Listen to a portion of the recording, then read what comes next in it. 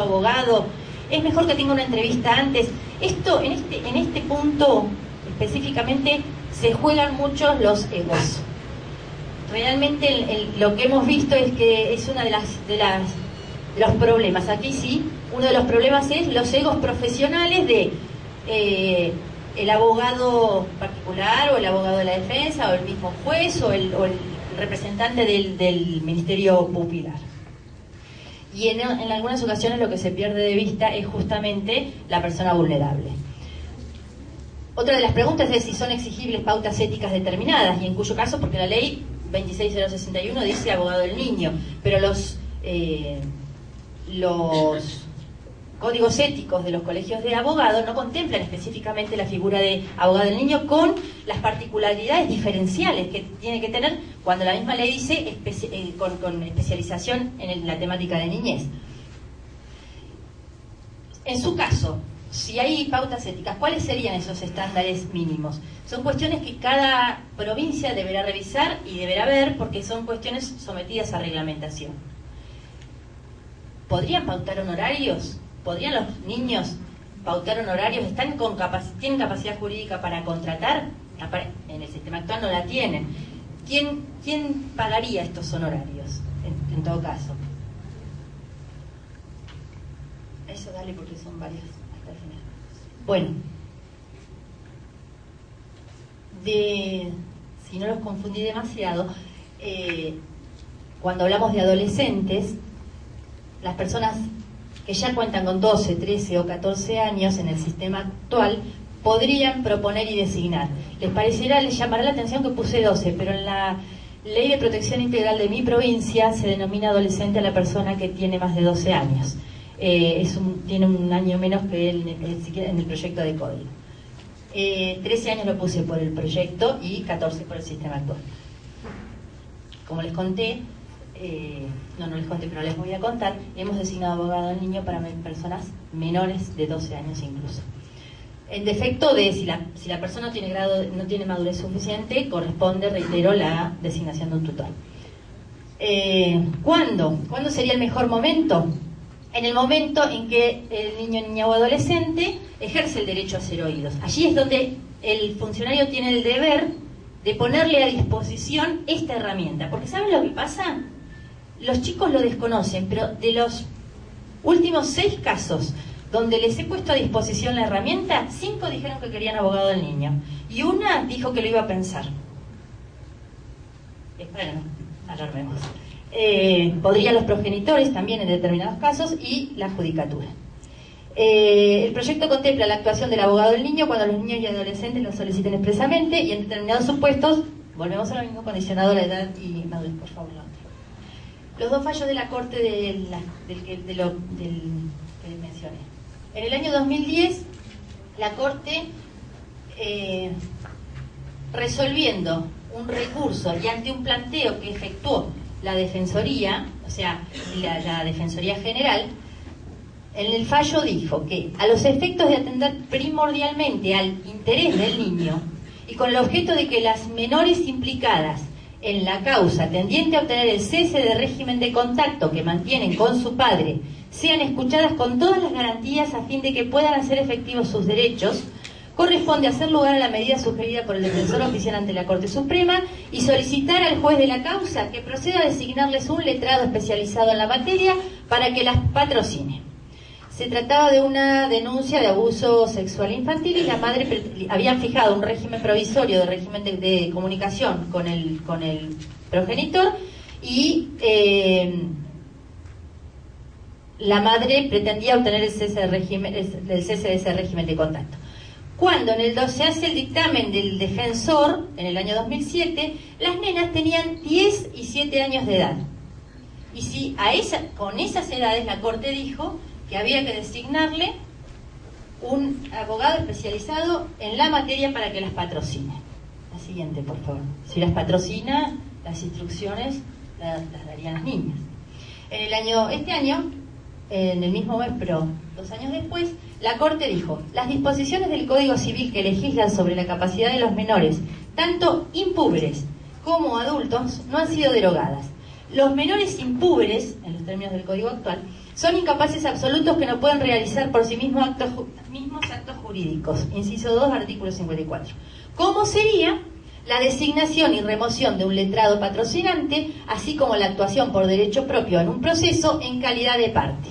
A la fecha que se decide la Corte, la niña contaba con 13 años de edad. La postura de la Defensoría fue exactamente la misma que en el otro caso. Ahora bien, no, poné un segundito, por favor, María.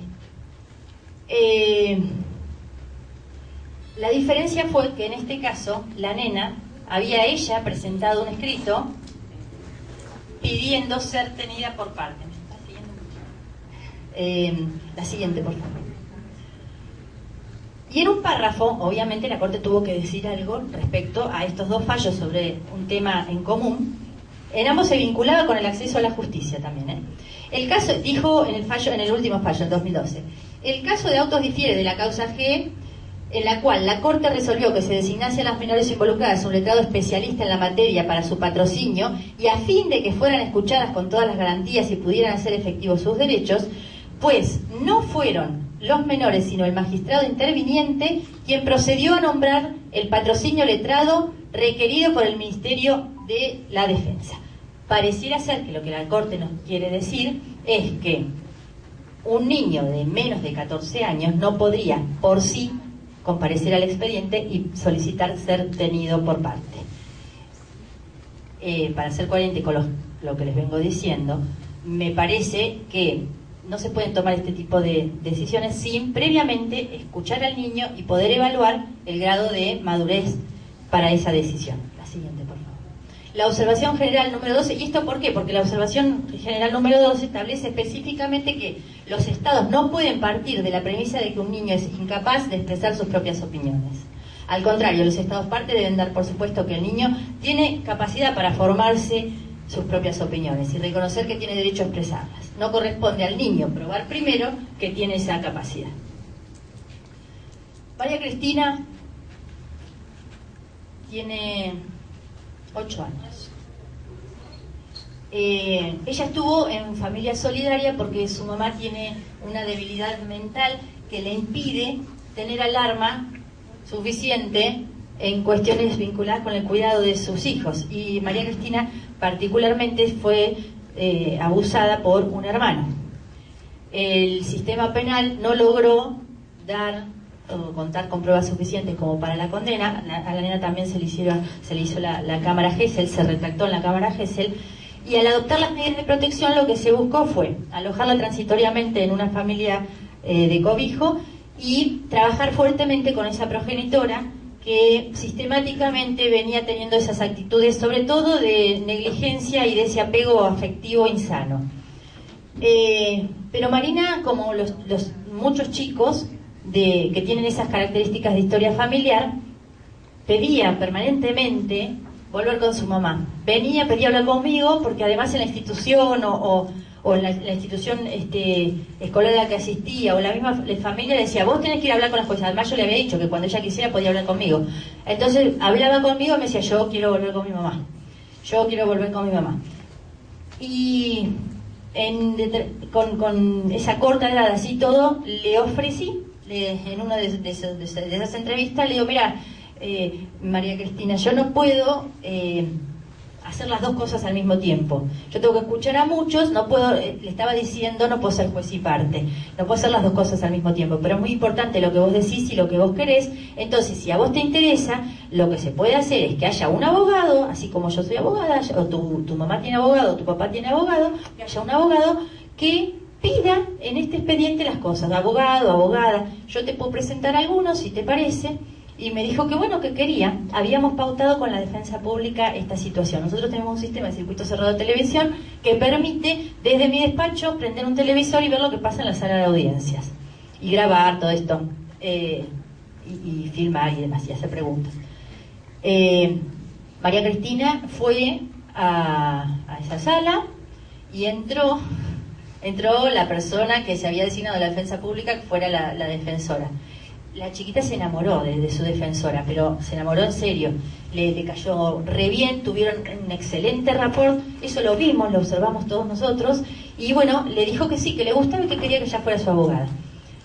lamentablemente no, o sea, no corresponde que yo traiga esto a este evento, el escrito que presentó la defensora, pero ella en su escrito, y lo digo para los defensores esto, colocaba las frases que María Cristina ponía y cómo ella le parafraseaba esa frase para ver si era posible con eso trasuntar la verdadera lo que verdaderamente María Cristina quería. Y en ese escrito, que no era muy largo, decía: María Cristina me dijo que quería visitar a Hortensia. Yo la parafraseé y le dije: vos me estás queriendo decir tal cosa.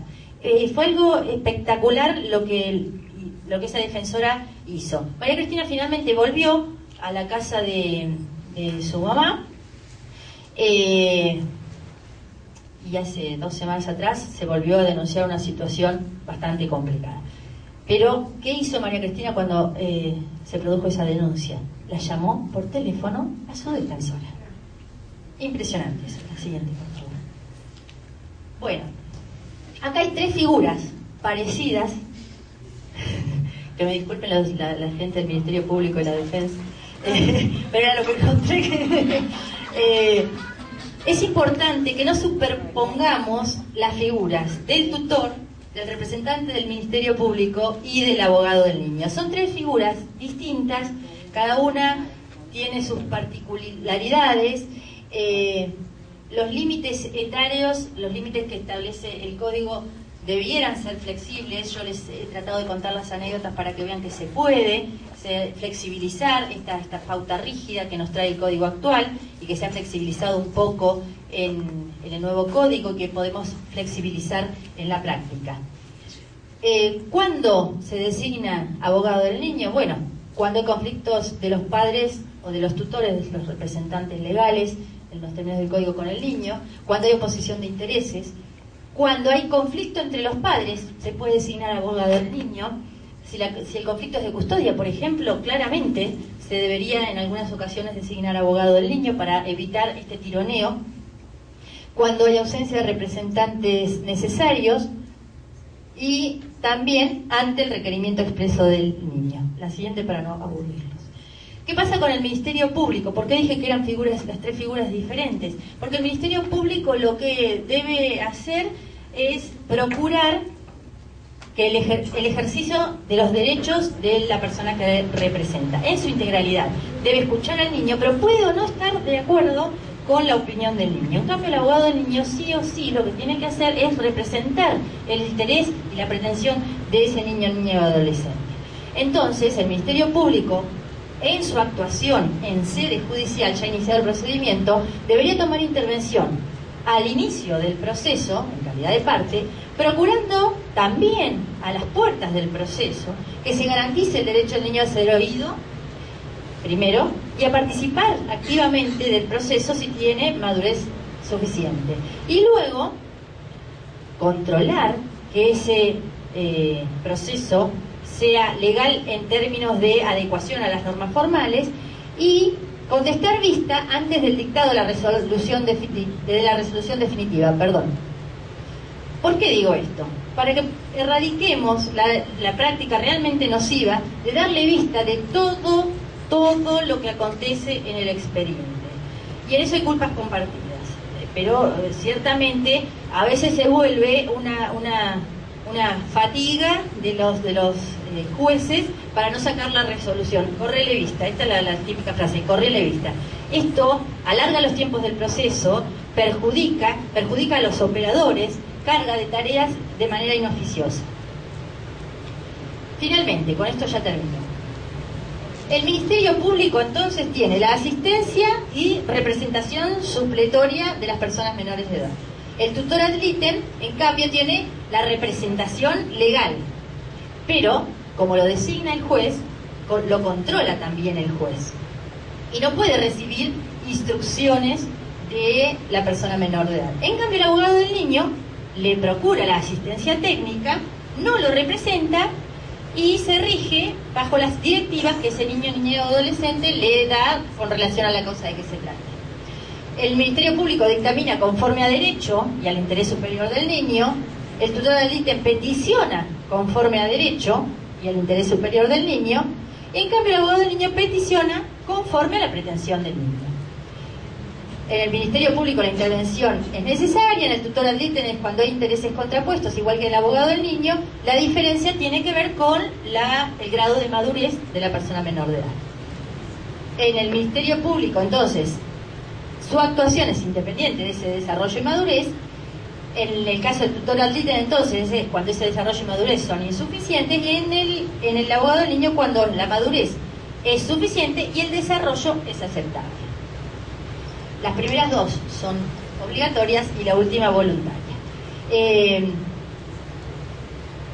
Muchas gracias, es la despedida, pero quiero agradecer dos cosas. Primero, a esta hermosa ciudad de Catamarca, que es la segunda vez que vengo, y la segunda vez que me reciben con una amabilidad extraordinaria. Y la segunda es nuevamente a la doctora Peraca, que nos da la ocasión de juntarnos con algunas de las personas que componen el colectivo federal. Muchas gracias.